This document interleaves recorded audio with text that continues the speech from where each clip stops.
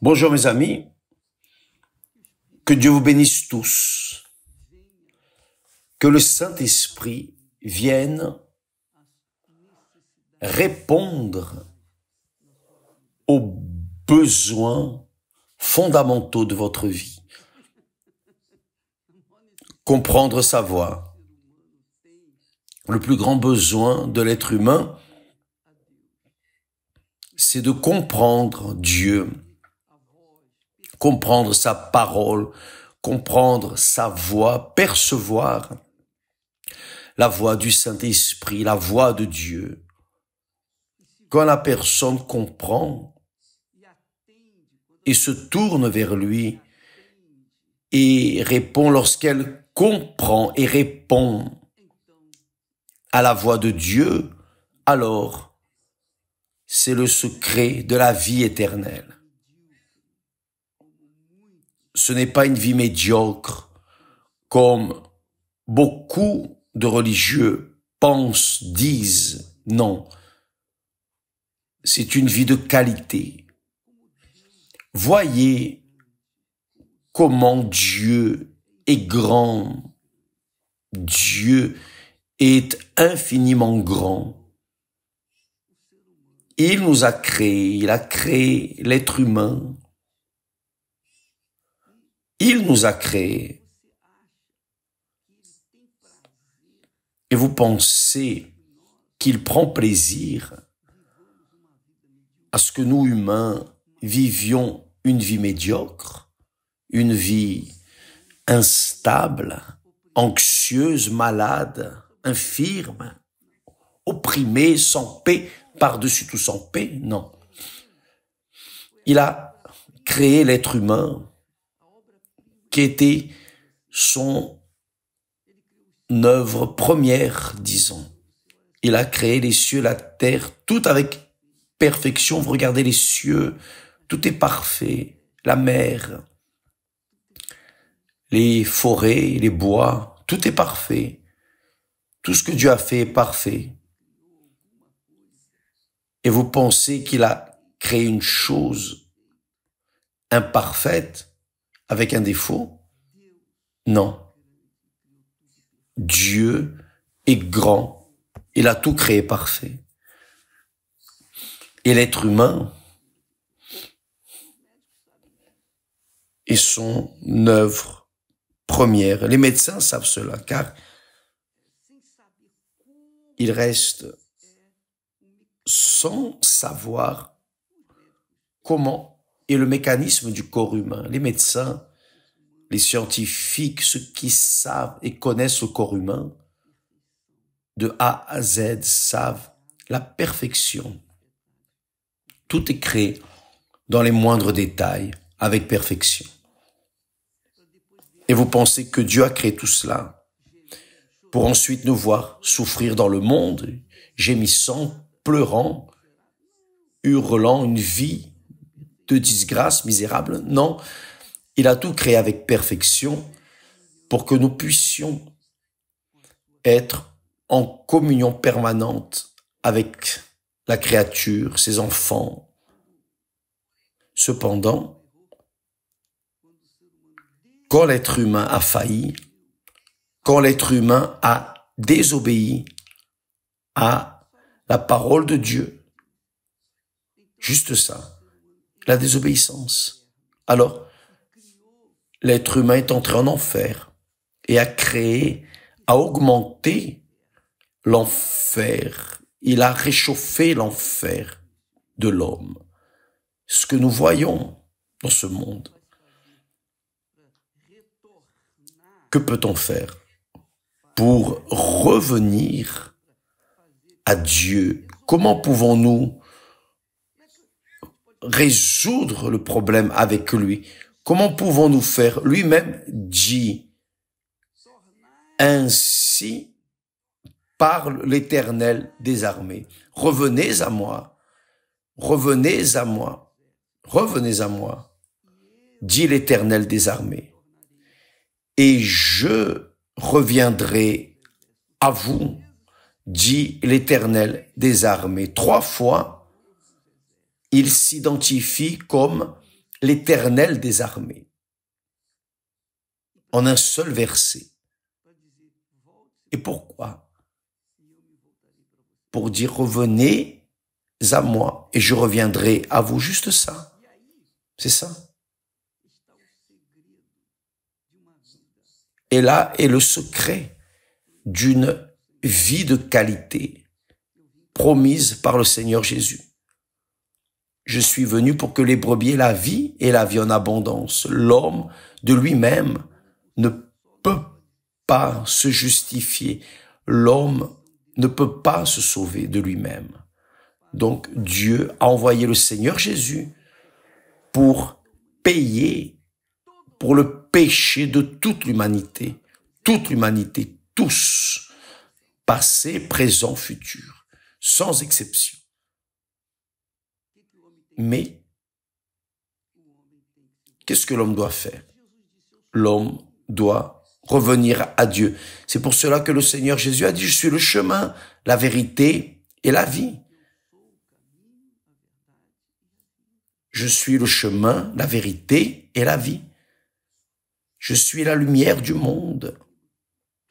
Donc, mes amis, tout ce dont vous avez besoin, votre souffrance prend fin définitivement lorsque vous vous tournez vers Dieu. Il est évident que lorsque vous revenez à Dieu, vous devrez confronter ceux qui aiment vivre loin de Dieu, éloignés de Dieu. Ceux qui aiment, qui ne croient pas en Dieu, qui dédaignent le propre Dieu, dédaignent le sacrifice qu'il a fait pour nous tous. Donc, vous allez devoir confronter ces personnes qui sont peut-être le mari, l'épouse, les enfants, les parents, le patron, c'est un employé, le gouvernement, enfin, c'est le monde entier qui est allié au mal, séparé de Dieu,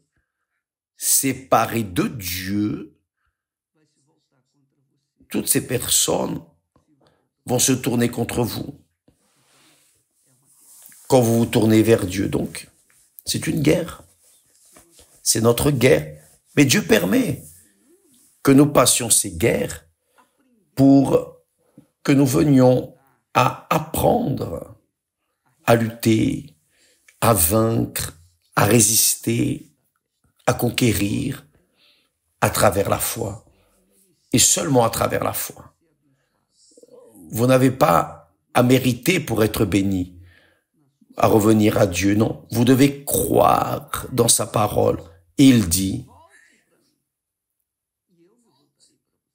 revenez à moi et je reviendrai à vous. C'est cela. Mais là, il y a un petit détail dont je n'ai pas encore parlé. Quand une personne revient à Dieu par la foi, elle est pardonnée. Naturellement, automatiquement, elle est pardonnée. Donc, la personne a été pardonnée de toutes ses culpabilités, péchés, erreurs. Elle a été libérée de tout ce qu'elle a fait d'erroné. Donc, d'elle-même, elle a conscience qu'elle a été pardonnée. Donc, elle est obligée également à pardonner le semblable, même ceux qui lui font du mal, même ceux qui la blessent, la fatiguent, même ceux qui ont détruit son mariage, ont détruit ses affaires, ont mis un terme à sa vie économique, en ont fini avec sa famille. Cette personne qui est revenue à Dieu a été pardonnée, donc elle doit pardonner toutes ces personnes, toutes. C'est le secret de vivre en paix avec vous-même et avec Dieu. Je dirais que le pardon est la prière la plus puissante qui existe. La plus puissante prière, c'est celle qui pardonne. Y compris le Seigneur Jésus, dans la propre prière du Notre Père, nous enseigne à pardonner. Il ordonne de pardonner. Pardonne-nous nos offenses comme nous pardonnons à ceux qui nous ont offensés. Donc, nous devons pardonner de manière permanente autant de fois nécessaire. Donc, si vous vous tournez vers Dieu, à cause de votre foi, vous dites, le Seigneur dit, je reviendrai à vous, revenez à moi, je reviendrai à vous, donc je reviens vers toi, ma vie est un tourment, je ne sais pas quoi faire. Donc quand vous trouvez la grâce, le pardon de Dieu, quand vous trouvez Dieu, vous êtes pardonné, immédiatement vous recevez la paix. Vous recevez la paix, car vous vivez maintenant en communion avec Dieu. Vous étiez séparés de lui, maintenant vous vous tournez vers lui. Maintenant, vous êtes une personne de paix et vous vivez en paix. Cependant, les personnes qui vous ont fait du mal doivent aussi être pardonnées par vous. Vous faites plus de bien à vous-même en pardonnant que ceux qui ont été pardonnés. Saviez-vous? Quand je pardonne, je me fais plus de bien à moi-même qu'à ceux à qui j'ai pardonné. Donc, mes amis, c'est une question de foi. Et cette foi de pardonner, pour pardonner, vient de l'esprit de la foi, qui est le Saint-Esprit. Il nous donne cette foi, le courage d'obéir, et nous obéissons. Et alors, nous avons la paix. Quant aux personnes qui nous ont fait du mal, si elles nous pardonnent, amen. Si elles ne nous pardonnent pas, c'est leur problème. Mais notre part, nous devons la faire, ce qui est important. Et pardonner, c'est de vouloir le bien à la personne qui vous a fait du mal. Pardonner, c'est ça. C'est vouloir le bien à la personne, le bien aux personnes qui vous ont fait du mal.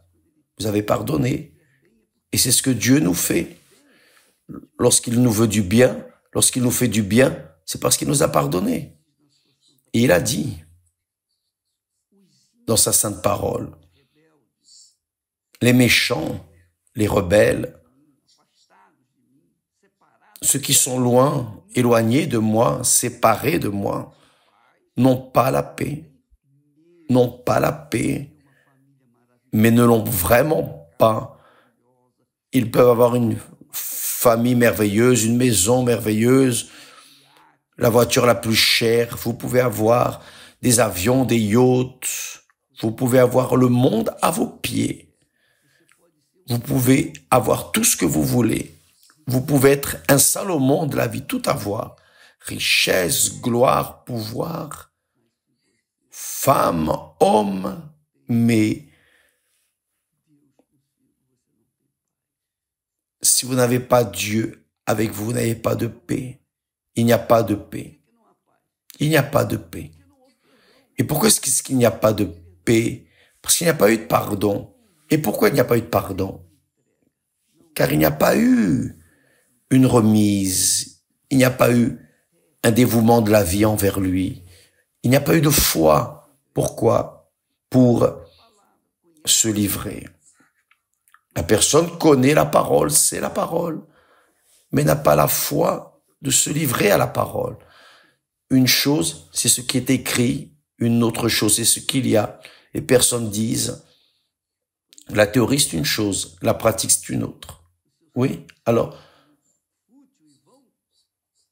dans votre pensée futile et vain, dans ces sophismes, vous allez voir où vous allez arriver. J'aimerais que vous n'y arriviez pas jusque-là, mais si vous préservez cette posture de tourner le dos à Dieu et vivre votre vie libertine, de liberté, une vie de liberté, libertine, liberté, vous êtes séparés de Dieu. Vous êtes mort ou morte pour Dieu. D'ailleurs, ça, c'est la mort. La mort veut dire, c'est ce qu'il a dit à Adam.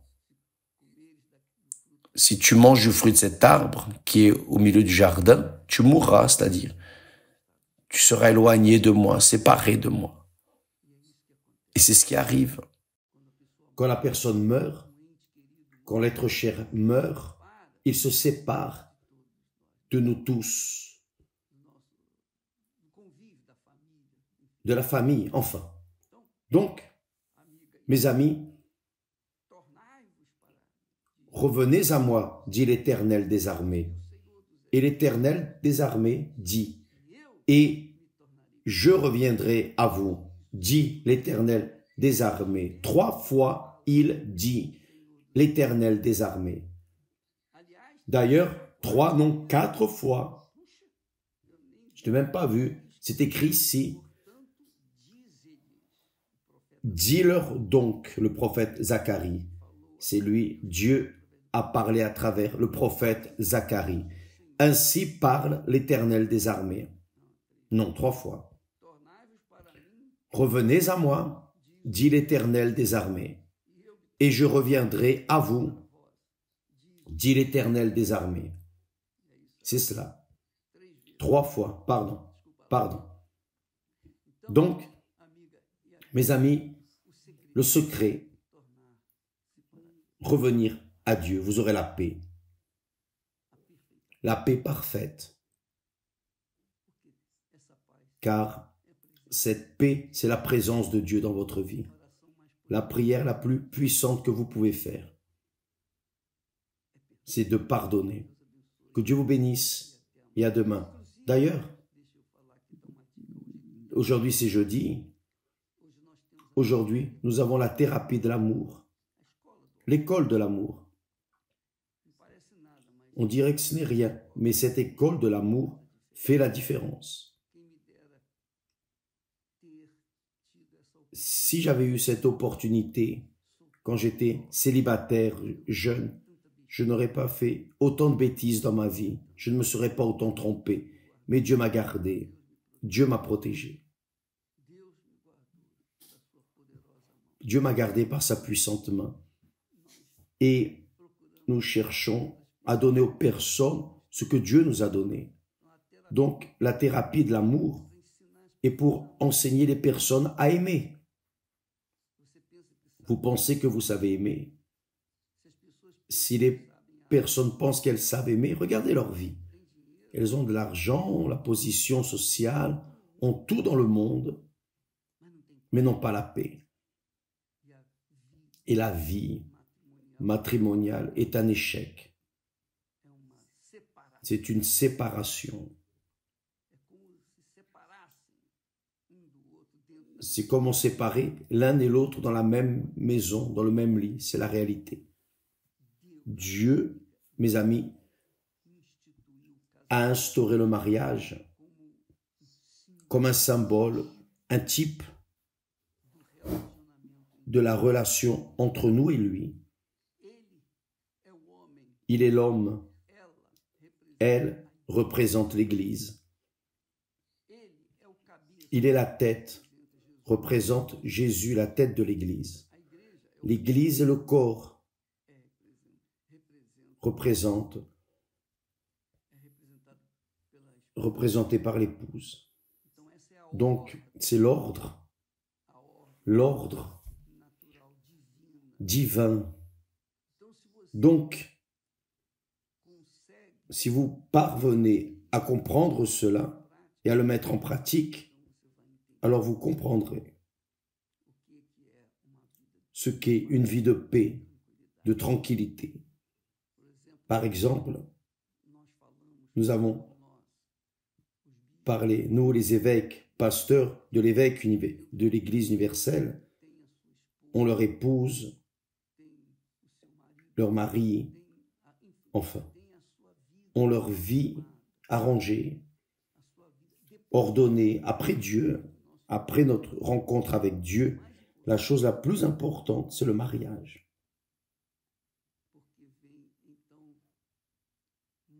Car il vient montrer de manière pratique la relation avec Dieu. Donc, lorsque nous vivons en paix, en harmonie, ça c'est le véritable amour, respect l'un envers l'autre. Nous vivons en paix et en harmonie avec Dieu. C'est pour cela que Dieu a dit, les méchants n'ont pas de paix. Les méchants n'ont pas de paix. Mais cette paix n'est pas impossible. Vous pouvez revenir si vous voulez, il tend les mains. Revenez à moi, dit l'Éternel, et je reviendrai à vous. Donc aujourd'hui, c'est le jour d'investir. Pensez-y, mes amis. Cette école de l'amour, la thérapie de l'amour, aujourd'hui à 20h, au temple de Salomon, avec Renato et Christiane, comme dans les autres temples, les couples, l'évêque, le pasteur et l'épouse seront là en train de vous aider à former un mariage véritable. Ils vous aideront à être heureux, car il n'est pas possible d'avoir la paix avec Dieu et de vivre une guerre dans votre maison avec votre mari ou votre épouse. La thérapie de l'amour, d'accord? Que Dieu vous bénisse tous au nom du Seigneur Jésus. Amen. Grâce à Dieu.